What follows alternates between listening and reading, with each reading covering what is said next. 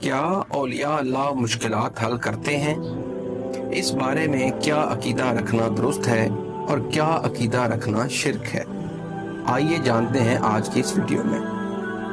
مسئلہ نظر و نیاز اور شفاعت و دعا کے حوالے سے حضرت پیر سید نصیر الدین نصیر گیلانی رحمۃ اللہ علیہ اپنی تصنیف راہ و رسم منزل خواہ میں لکھتے ہیں کہ حضرت اعلیٰ گولڑوی قدس سرہ ایک مقام پر اولیاء کی نظر و نیاز کے جواز پر تبصرہ فرماتے ہوئے لکھتے ہیں۔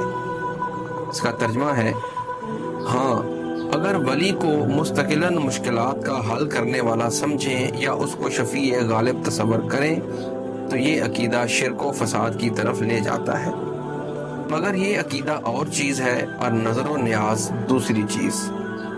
شفیع غالب کے معنی یہ ہے کہ کسی غیر اللہ کے متعلق یہ سمجھا جائے کہ وہ اللہ تعالیٰ سے ہماری سفارش کرے گا اور اسے اتنا غلبہ حاصل ہے کہ خدا اس کی سفارش کو رد نہیں کر سکتا۔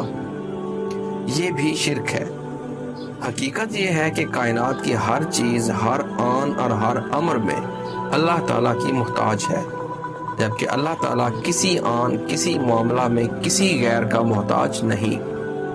یہ اور بات ہے کہ انبیاء و اولیاء کی گریہ زاری اور التجا و التماس کا مقام عام لوگوں کی التجا سے بہت بلند ہوتا ہے، مگر ان میں سے کوئی شفیع غالب نہیں بلکہ اس کا بندہ اور اس کا محتاج ہے، جبکہ دوسروں کے لیے بھی ایک سفارش اور شفاعت ہے، اور شفاعت کے بارے میں ارشاد الہی ہے کہ اس کے اذن کے بغیر نافع نہیں ہو سکتی۔